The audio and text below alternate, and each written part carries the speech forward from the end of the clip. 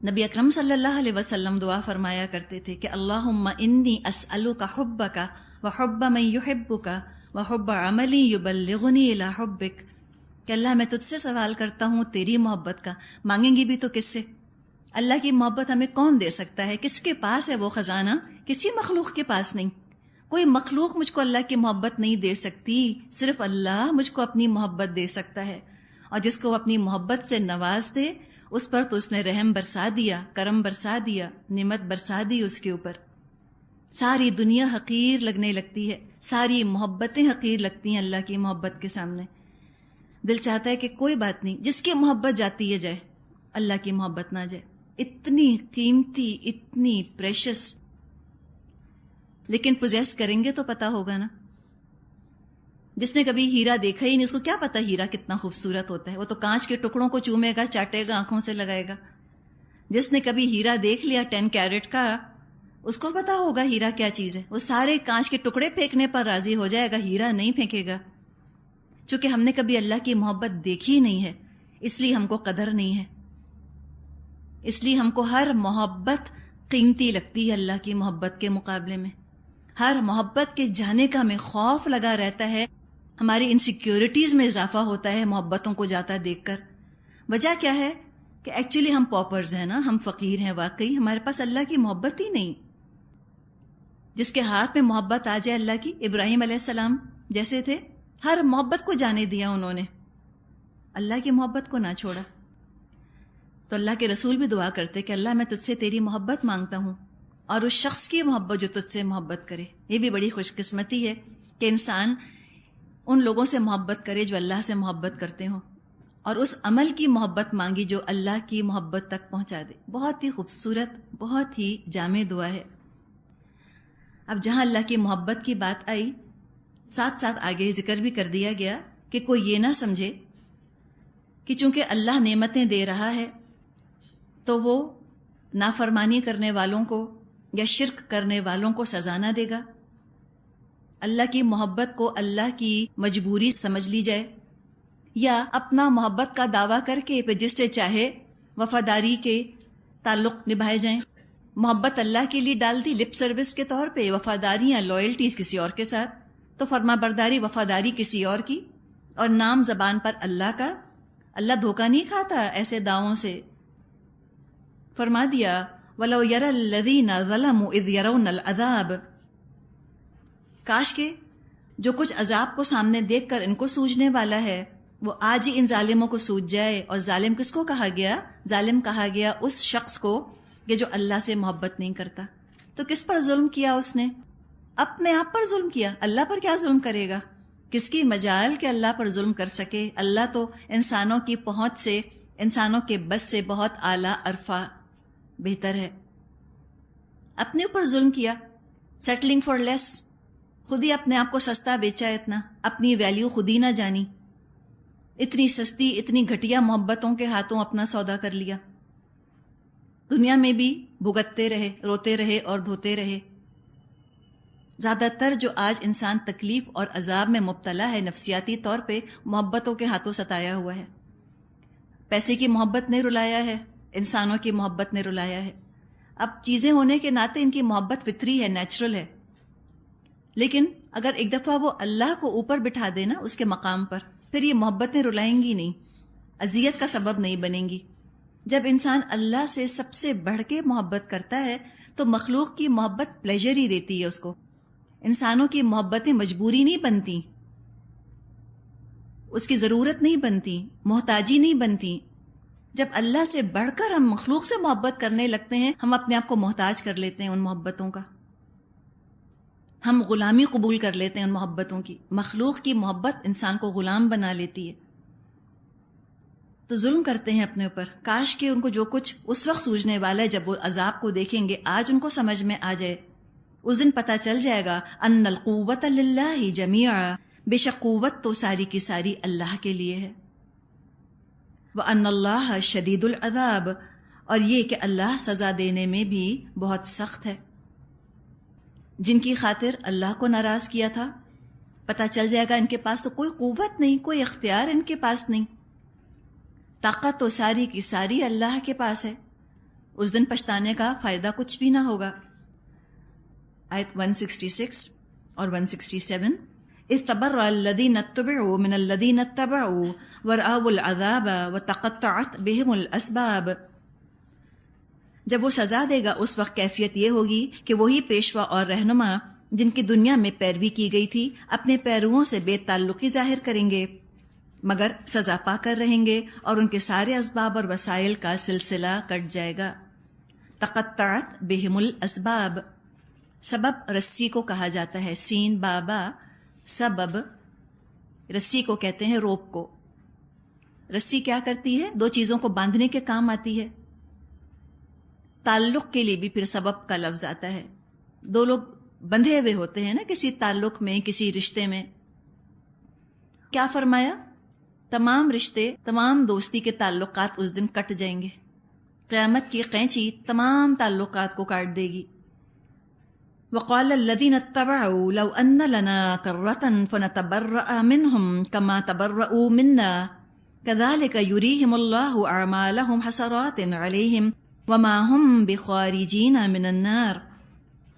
اب وہ لوگ جو دنیا میں ان کی پیروی کرتے تھے کہیں گے کاش ہم کو پھر ایک موقع دیا جاتا تو جس طرح آج یہ ہم سے بیزاری ظاہر کر رہے ہیں ہم ان سے بیزار ہو کر دکھا دیتے. یوں اللہ ان لوگوں کے وہ اعمال جو یہ دنیا میں کر رہے ہیں ان کے سامنے اس طرح لائے گا کہ یہ حسرتوں اور پشیمانیوں کے ساتھ ہاتھ ملتے رہیں گے مگر آگ سے نکلنے کی کوئی راہ نہ پائیں گے. یعنی دنیا میں تو اس قدر محبتیں ہیں، قیامت کے دن کیا ہوگا؟ ایک دوسرے کی گمراہی کا وبال اپنے اوپر اٹھائے ہوئے آئیں گے. دنیا میں بہت پکی دوستیاں تھیں، بڑے بڑے محبت کے دعوے تھے، اور اس قدر محبت تھی، اتنی ہمدردی تھی ایک دوسرے سے. ایسے دوست تھے، ایسے بڈیز تھے کہ اللہ کے احکامات ماننے نہیں دیتے تھے. کوئی اللہ کے احکامات کو توڑتا، اپنی منمانی کرتا، خوب بکپ کرتے، خوب اس کی حوصلہ افزائی کرتے، کہتے کچھ نہیں ہوتا، کچھ نہیں ہوتا، اللہ غفور و رحیم ہے، اللہ کوئی اتنا اسٹرکٹ نہیں، جو جی چاہے کرو. دل نہیں چاہتا مت مانو، ہسبینڈ منع کرتے مت مانو، شادی نہیں ہو رہی اللہ کی بات مت مانو، والدین ناراض ہو رہے ہیں اللہ کی بات مت مانو. تو بہت اچھی لگی ان کی باتیں، لگا کتنے سنسیئر فرینڈز ہیں ہمارے، کتنی ہمدردی، کتنی سمپتھی کر رہے ہیں ہمارے ساتھ. آج قیامت کے دن حال یہ ہو گیا کہ بیزار ہیں ایک دوسرے سے، ایک دوسرے سے جدائی اختیار کر رہے ہیں اور خواہش کر رہے ہیں کہ آئی وش ان لنا کرتن، ایک دفعہ ہونا ہمارے لیے لوٹنا، فنتبرأ منہم، ہم بھی اسی طرح ان سے بیزار ہوں گے جیسے آج یہ ہم سے بیزار ہو گئے. کرتن مطلب ہوتا ہے ایک بار دہرانا. کرار کہا جاتا ہے اس شخص کو جو پلٹ پلٹ کر حملے کرے. حیدر کرار کہتے ہیں حضرت علی رضی اللہ عنہ کے لیے، پلٹ پلٹ کر حملہ کرنے والے. اور قیامت کے دن تو کہہ دیا جائے گا کہ جس کو راضی کرنے کے لیے عمل کیا تھا اسی سے جا کر بدلہ لے لو. کوئی کیا بدلہ دے سکے گا؟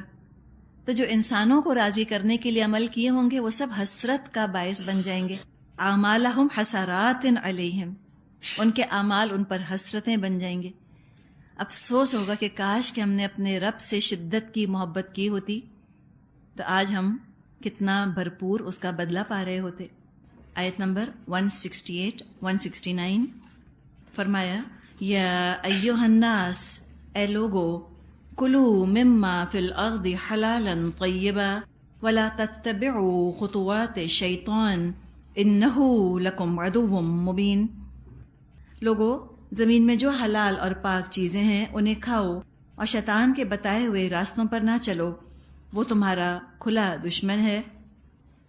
انما یأمرکم بالسوء والفحشاء وان تقولوا علی اللہ ما لا تعلمون.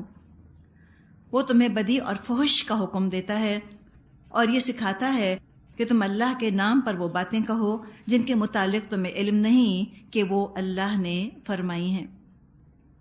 حلال کا ذکر کیا گیا. حلال حل سے لفظ بنا ہے، ہا لام حل. حل کے معنی ہوتے ہیں گرہ کھول دینا، ناٹ کو انٹائی کر دینا. حرام کے الٹ کے لیے جب یہ لفظ آئے تو مطلب ہوتا ہے پابندی ہٹا دینا. کھانے کا ذکر فرمایا کہ کھاؤ جو کچھ زمین میں ہے، حلال اور طیب چیزیں کھاؤ۔ حلال ہر وہ چیز جس سے کہ قرآن یا حدیث میں منع نہیں کیا گیا۔ زیادہ تر چیزیں حلال ہیں اور چند چیزیں حرام ہیں۔ کچھ کا ذکر ہمیں قرآن میں ملتا ہے، کچھ کا ذکر ہمیں احادیث میں ملتا ہے۔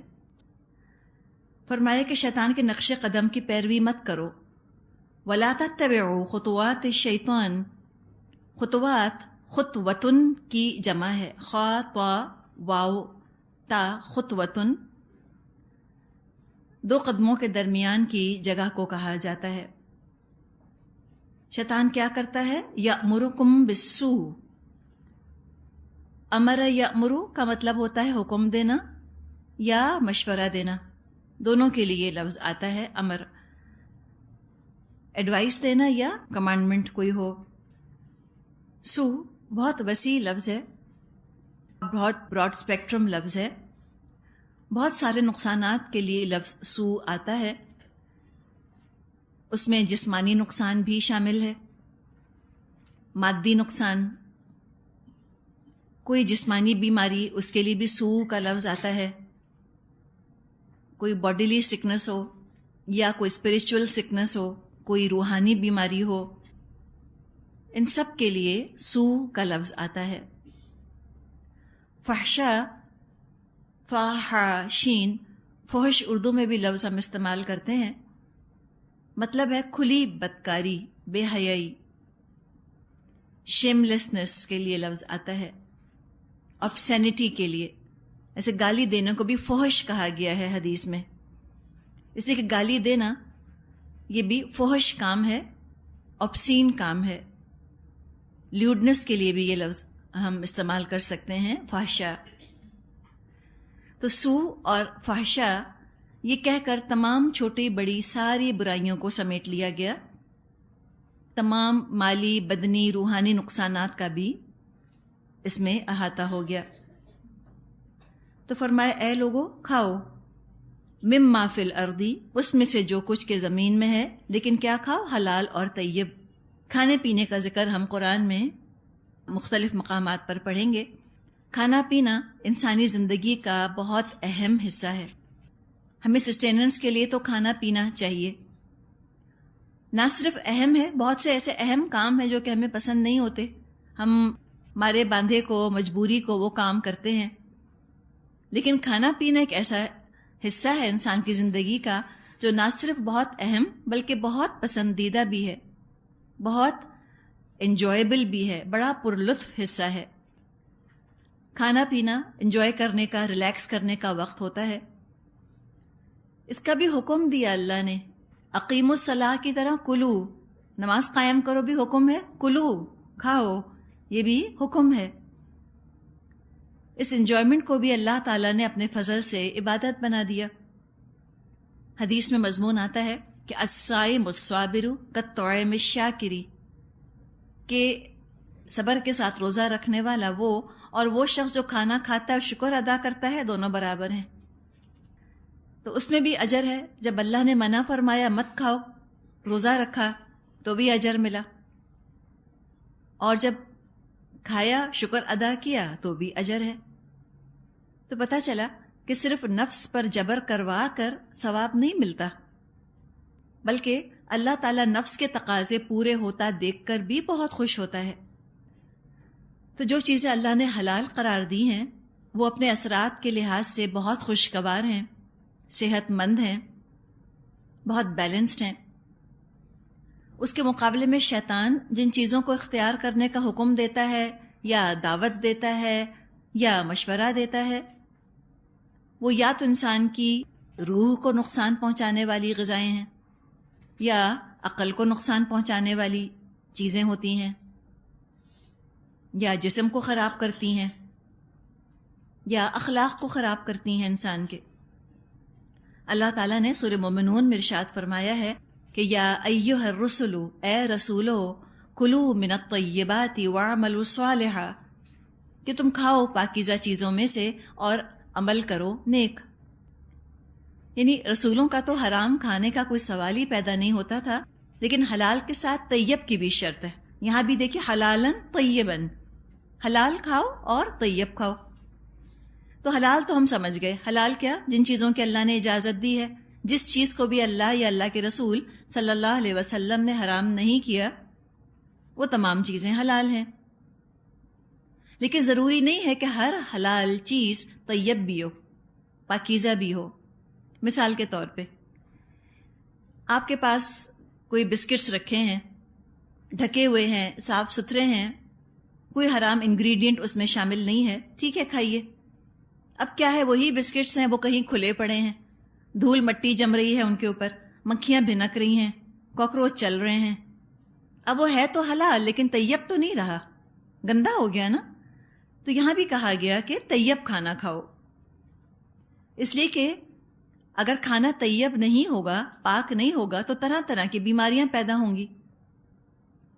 اسی طرح کوئی چیز جو کہ بدبو پیدا کرتی ہے، گندی اسمیل ہوتی ہے، جس کی انسان کے منہ سے اسمیل آئے یا اس کے جسم سے اسمیل آئے، دوسروں کو اذیت ہوتی ہے، تو وہ چیز بھی پھر نہیں کھانی چاہیے. ہو سکتا ہے حلال ہو لیکن طیب نہیں ہے. مثال کے طور پہ سگریٹ اسی کیٹیگری میں آتا ہے. سگریٹ کے اوپر بڑی بحثیں ہیں کہ حرام ہے کہ حلال. تمباکو ہے اس کے اندر، تو تمباکو تو لوگ سینکڑوں سال سے استعمال کر رہے ہیں، حقے میں بھی پیا کرتے تھے، پان میں بھی تمباکو کھاتے تھے. سگریٹ کو اگر ہم چھوڑ کے خالی تمباکو کی بات کریں، ٹوبیکو کی، تو ٹوبیکو ایسی چیز ہے جو حلال حرام کا تو ایک طرف چھوڑ دیں، اتنا تو ہمیں پتہ ہے کہ طیب نہیں ہے، اچھی چیز نہیں ہے، نہ انسان کی جسمانی صحت کو فائدہ دیتی ہے، نہ عقل کو فائدہ دینے والی چیز ہے، نہ کسی اور چیز کو. منہ کے اندر بھی بدبو پیدا ہوتی ہے. صحت کے لیے بھی تمباکو انتہائی مضر ہے، بہت خراب چیز ہے. تو یہ تو وہ چیزیں ہیں جو کہ اپنی ذات سے ہی بہت خراب ہیں. لیکن ہم حرام کا فتویٰ اس لیے نہیں لگا سکتے کہ نبی اکرم صلی اللہ علیہ وسلم کے زمانے میں ایسی چیز پر کوئی حرام کا فتویٰ نہیں لگایا گیا تھا. اچھا، نشہ بھی نہیں ہے تمباکو کے اندر، جیسے ڈرگز وغیرہ ہیں، تو تمباکو ڈرگز کی کیٹیگری میں بھی نہیں آتا کہ انسان کا ہوش چلا جائے یا اس کو نشہ آ جائے. ایڈکشن ایک طرح کا ہوتا ہے، لیکن ویسا ایڈکشن ہی جو کہ شراب کا یا نشے کا ہوتا ہے. تو طیب نہیں ہے. اب کچھ چیز ایسی ہوتی ہیں جو اپنی ذات سے بہت اچھی ہوتی ہیں. مثال کے طور پہ گھی ہے یا چینی ہے یا گوشت ہے جانوروں کا، لیکن کسی شخص کے لیے وہ ہو سکتا ہے کہ طیب نہ ہو. مثال کے طور پہ چینی اب ڈائبیٹک کے لیے طیب نہ رہی. اگر وہ چینی کھائے گا اس کی بیماری میں اضافہ ہوگا. یا جس شخص کا کولیسٹرول ہائی ہے اس پر پابندی لگا دی جاتی کہ ریڈ میٹ نہیں کھانا یا چکنائی زیادہ نہیں کھانی. تو وہ چیزیں اپنی ذات سے بہت اچھی ہیں، لیکن کسی خاص فرد کے لیے، کسی اسپیشل انڈیویجول کے لیے وہ چیزیں طیب نہیں رہیں. تو ہمیں خود دیکھ لینا ہے کہ کیا چیزیں مجھے نقصان پہنچاتی ہیں، تو حلال ہونے کے باوجود ان سے پرہیز کرنا ہی بہتر ہے. اگر کوئی چیز بیماری میں اضافہ کرتی ہے انسان کی، تو اب وہ چیز اس کے لیے طیب نہیں ہے. اس لیے کہ صحت کی حفاظت بھی غذا کا بنیادی کام ہے. صحت مند رہنے کے لیے انسان غذا کھائے. اگر بیمار ہو جائے کھانے کے بعد، تو بیمار انسان نہ خود صحیح عبادت کر سکتا ہے، نہ ہی کسی کے کام میں کوئی ہاتھ بٹا سکتا ہے، کسی کام کا نہیں رہتا. جو چیزیں شریعت میں حرام قرار دی گئیں ان کا ذکر بھی آگے آ رہا ہے، اور فرما دیا کہ دیکھو حرام چیزوں سے تم کو روکا گیا اس لیے کہ حرام چیزیں کھانے سے شیطان کا تسلط تم پر ہو جاتا ہے. شیطان تم پر قابو پا لیتا ہے، کنٹرول کرنے لگتا ہے تمہیں، اور تم سے پھر وہ بے حیائی کے اور برے کام کرواتا ہے. آپ دیکھیں جو پہلا وار کیا تھا شیطان نے آدم علیہ السلام پر، وہ کیا وار تھا؟ اس کا کھانے کا ہی وار تھا نا. حرام کیا؟ جس سے اللہ نے روک دیا بس وہ چیز حرام ہے. اس میں بحث ہی نہیں کہ وہ فائدہ مند ہے یا نقصان دہ ہے، اس سے مطلب ہی کوئی نہیں. اللہ نے روک دیا تھا کہ فلاں درخت کے پاس مت جانا. آگے ہم قرآن میں پڑھیں گے، یعنی پاس جانے سے مطلب یہ تھا کہ مت کھانا. اس درخت کا پھل آدم علیہ السلام کے لیے حرام تھا. پہلا وار شیطان نے غذا کے ذریعے سے کیا، ایسی غذا کی طرف لے گیا جس کو اللہ نے حرام قرار دیا تھا. اور جو ہی آدم علیہ السلام نے اس درخت کا پھل کھایا تو پھر کیا ہوا بتائیے ذرا. آگے ہم پڑھیں گے، لباس اتر گئے نا. یہی بات لکھی ہے، انما یأمرکم بالسوء والفحشاء، حرام غذا پہلے کھلواتا ہے تاکہ تم سے بے حیائی کے بے شرمی کے کام کروا لے۔ معاشرے میں حلال اور حیا ساتھ ساتھ ہوتے ہیں، اور حرام اور بے حیائی ساتھ ساتھ ہوتے ہیں۔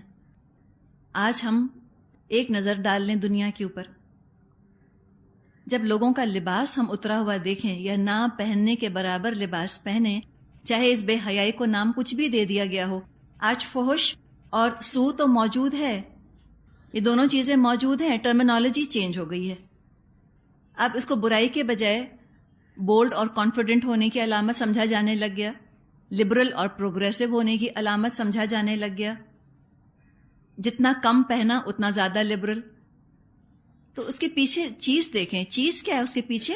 حرام ہے اس کے پیچھے، کسی حرام ذریعے سے غذا حاصل کی جا رہی ہے جو کہ بے حیائی کا اظہار ہو رہا ہے، چاہے وہ لباس میں ہو، چاہے گفتگو میں ہو، چاہے کسی بھی چیز میں ہو، چاہے وہ نظروں کے اندر ہو، چاہے وہ سوچ کے اندر ہو، کہیں نہ کہیں یہ حرام چیز ہے جو کہ کھانے میں شامل ہو رہی ہے، جس نے کہ بے حیائی کی طرف اور برائی کی طرف انسان کو آمادہ کر دیا۔ اسی لیے شیطان کا ذکر کیا، دیکھو شیطان کے نقش قدم پر مت چلنا، وہ ہے ہی تمہارا کھلا دشمن، تمہارے باپ پر تو پہلا وار اس نے حرام غذا کے ذریعے سے کروایا تھا، اس کی باتوں میں مت آنا۔ پتہ نہیں وہ چیز انسان کے جسم میں جا کر کیا شکل اختیار کرتی ہے، حرام غذا، کیا ہارمونل چینج آتا ہے، کیا انزائمیٹک چینج آتا ہے، کیا چیز تبدیل ہوتی ہے کہ انسان کے دماغ کو بے حیائی اچھی لگنے لگ جائے، پرورژن آ جاتا ہے نا۔ آپ کو پتہ ہے نا کچھ دوائیں بھی ایسی ہیں جن کو پرسنالٹی آلٹرنگ ڈرگس کہا جاتا ہے آج کل، جن سے کہا جاتا ہے کہ شخصیت میں تبدیلی آ جاتی ہے۔ تو یہ حرام سے جو اللہ نے روکا، ہو سکتا ہے کہ انسان کی شخصیت کو، اس کی فطرت کو مسخ کرنے والی وہ چیزیں ہوں، انسان کی فطرت پرورٹ ہو جائے۔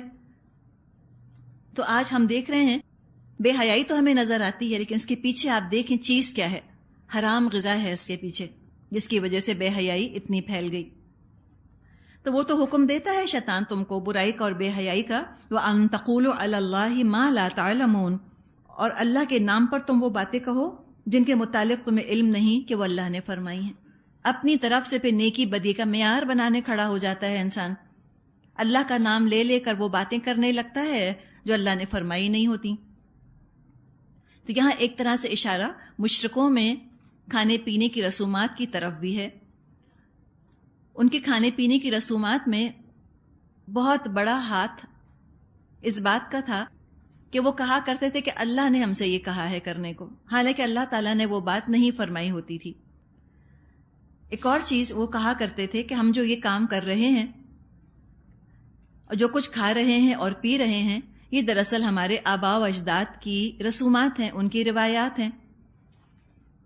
فرمایا آیت نمبر 170 وَإِذَا قِيلَ لَهُمُ اتَّبِعُوا مَا أَنزَلَ اللَّهُ، اور جب ان سے کہا جاتا ہے کہ تم پیروی کرو اس چیز کی جو اللہ نے نازل فرمائی ہے، قالوا، وہ کہتے ہیں، بل نتبع ما الفینا علیہ آباءنا، وہ کہتے ہیں بلکہ ہم تو پیروی کریں گے اس چیز کی جس پر کہ ہم نے اپنے باپ دادا کو پایا۔ الفینا علیہ آباءنا، اس کو فالو کریں گے جس پر اپنے باپ دادا کو پایا۔ وہ یہ نہیں کہہ رہے کہ یہ غلط ہے یا صحیح، یہ وہی تعصب والی بات ہے، بلائنڈ پریجوڈس، اندھی وفاداریاں ہیں خاندانوں کے ساتھ۔ اس سے مطلب ہی نہیں کہ خاندان والے ٹھیک کر رہے ہیں یا غلط، ٹھیک کہہ رہے ہیں یا غلط، لیکن چونکہ خاندان کر رہا ہے لہٰذا ہر حال میں اسی کو فالو کرنا ہے۔ بالکل ایسی ہی بات بنی اسرائیل نے کہی تھی، انہوں نے کہا تھا کہ جو ہم پر نازل ہوا ہم اس کو مانیں گے، اس کے علاوہ ہر چیز کا انکار کر رہے ہیں۔ تورات کو بھی بنی اسرائیل نے اس لیے مانا کہ تورات ان پر نازل ہوئی تھی، اگر تورات کسی اور پر نازل ہو جاتی تو وہ تورات کا بھی چٹا انکار کر دیتے کہ ہم نہیں مانتے اس کو۔ یہ ہے تعصب، اپنے خاندان کی ہر بات کو چونکہ میرے خاندان کی ہے لہٰذا درستی ہوگی، اس کو درستی سمجھنا۔ تو ان سے بھی جب کہا گیا کہ تم آؤ قرآن کی طرف، رسول کی طرف، دعوت کو قبول کرنے سے صاف انکار کر دیتے تھے۔ وہ کہتے تھے کہ ہم تو وہی کریں گے جس پر ہم نے اپنے باپ دادا کو پایا، فرمایا اولو کان آباؤہم لا یعقلون شیئا ولا یہتدون. ایک سوال ہے پوچھا گیا، اچھا اگر ان کے باپ دادا نے عقل سے کچھ بھی کام نہ لیا ہو اور راہ راست نہ پائی ہو تو کیا پھر بھی یہ انہی کی پیروی کیے چلے جائیں گے؟ یہ بات یہاں فرمائی گئی کہ دیکھو جب تم اپنے آبا و اجداد کی پیروی کرو تو دو چیزیں دیکھ لو. ایک تو یہ دیکھ لو کہ وہ عقل کی پیروی کر رہے تھے اور دوسری ہدایت کی پیروی کر رہے تھے. اور اگر تم یہ دیکھو کہ لا یعقلون تھے اور لا یہتدون تھے، ان باتوں میں پھر بزرگوں کی، آبا و اجداد کی پیروی مت کرو. کوئی کام محض اس لیے مت کرتے رہو کہ خاندان میں ہوتا چلا آیا ہے. اس کو ہم کہتے ہیں نا کلین مینٹیلٹی، قبائلی ذہنیت ایسی ہی ہوتی ہے. پاکستان میں آپ کے خیال میں کیا ذہنیت پائی جاتی ہے؟ ہمارے یہاں حد درجے قبائلی ذہنیت ہے، حد درجے کی ہمارے ہاں عصبیت پائی جاتی ہے. اپنے خاندان کی ہر بات کو ہم مقدس سمجھتے ہیں. اپنے بزرگوں کی تعظیم سے بڑھ کر ہم نے ان کی تقدیس شروع کر دی ہے. رسپیکٹ سے بڑھا کر ان میں ہولینس کا ایلیمنٹ شامل کر دیا ہے. اللہ تعالیٰ نے بزرگوں کی تعظیم کرنے کو فرمایا ہے، حکم دیا ہے ہم کو، ہمارے نبی صلی اللہ علیہ وسلم نے، کہ بزرگوں کی تعظیم کرو، ان کی خدمت کرو، اطاعت بھی کرو. لیکن کہاں تک؟ اگر وہ قرآن اور سنت کی اطاعت کر رہے ہیں تم ضرور اپنے بزرگوں کی اطاعت کرو تاکہ تم نجات پالو. لیکن آنکھ بند کر کے یہ کہنا کہ چونکہ ہمارے خاندان کی یہ رسم ہے اس لیے ہم کرے ہی چلے جائیں گے، چاہے قرآن اور سنت کی روشنی نے ان رسومات کو غلط بھی ثابت کر دیا ہو، یہ تو عقل کی بات نہیں ہے. اس طرح تو نجات نہیں ملا کرتی. سہل بن عبداللہ رضی اللہ عنہ فرماتے ہیں کہ نجات 3 چیزوں پر منحصر ہے، 3 چیزوں پر نجات ڈیپینڈ کرتی ہے. نمبر 1 حلال کھانا، نمبر 2 فرائض ادا کرنا، اور نمبر 3 رسول اللہ صلی اللہ علیہ وسلم کی سنت کا اتباع کرنا. اب کھانے پینے کا یہ معاملہ اگر ہم لیں تو نبی اکرم صلی اللہ علیہ وسلم نے ہم کو بہت تفصیلی ہدایات دے دی ہیں. آپ نے فرمایا ہے کہ 1/3 پیٹ کھاؤ، 1/3 پیٹ کھایا کرو، اور 1/3 پانی پیو. اچھا ہمارے ہاں بزرگوں کے ہاں کیا خیال پایا جاتا ہے ذرا کھانے کے بارے میں بتائیے؟ پیٹ بھر کے کھاؤ، پیٹ بھر کے کھاؤ، یہ ہوتا ہے نا؟ نہیں، تو 1/3 پیٹ کھانا وہی بہتر ہے. اور اگر کوئی 1/3 پیٹ کھانے لگے تو اس قدر اس کو الزامی نظر سے اکیوزنگلی دیکھ کر کہتے ہیں ڈائٹنگ کر رہی ہو. لگتا ہے کہ اس سے بڑا جرم تو ہو ہی نہیں سکتا. اور ہم بھی فوراً ڈیفینڈ کرتے ہیں، نہیں میں ڈائٹنگ نہیں کر رہی، فوراً ہم ڈیفینڈ کرتے ہیں اپنے آپ کو. تو ڈائٹ ہے، آپ کہیں ہاں ڈائٹنگ ہو رہی ہے. اگر ہم سنت پر چلیں گے تو آٹومیٹک ہمارا کھانا جو ہے وہ ایک محدود حد تک ہی رہے گا. سب سے بہترین ڈائٹ جو ہے وہ یہی والی ڈائٹ ہے، رسول صلی اللہ علیہ وسلم کا کھانے کا طریقہ. تو یہاں بھی 2 شرطوں کو دیکھ لیجئے، یہ بھی بہت امپورٹنٹ ہے. دیکھیں بعض دفعہ لوگ قرآن پڑھتے ہیں ہدایت کے لیے، بعض دفعہ لوگ قرآن کو استعمال کرتے ہیں بغاوت کے لیے. تو ہدایت میں اور بغاوت میں زمین آسمان کا فرق ہے. ہاں ہدایت کیا ہے؟ اندھی تقلید مت کرو. لیکن بغاوت کیا ہے؟ کہ باپ دادا ہدایت کی بات کر رہے ہوں، عقل کی بات کر رہے ہوں اور ان کی بات نہ مانی جائے اور کہہ دیا جائے کہ قرآن میں تو لکھا ہے کوئی ضرورت نہیں ہے آبا و اجداد کی اطاعت کرنے کی. یہ نہیں لکھا قرآن نے کہ تم آبا و اجداد کی تقلید ہرگز مت کرنا. اندھی تقلید کو، بلائنڈ فالوئنگ کو منع کیا ہے، 2 شرطوں کے ساتھ منع کیا ہے کہ تمہارے بزرگ لا یعقلون تھے، لا یہتدون تھے، تب ان کی پیروی مت کرو. یہ نہیں کہا جا رہا کہ ان کی ہر بات تم اٹھا کر ریجیکٹ کر دو.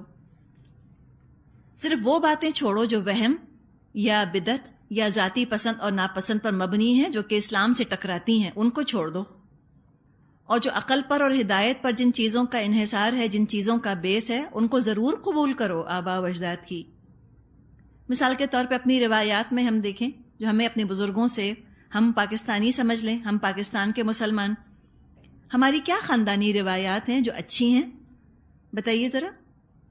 بزرگوں کی تعظیم تو ہمارے جڑ بنیاد میں پڑی ہے یہ چیز کہ چھوٹے جو ہیں یہ بڑوں کو جواب نہیں دیں گے. انتہائی درجے کی بدتمیزی سمجھی جاتی ہے کہ چھوٹا ہوتے ہوئے بڑوں کو ترکی بترکی جواب دیا جائے، بہت اچھی چیز ہے، بالکل ہدایت کی بات ہے۔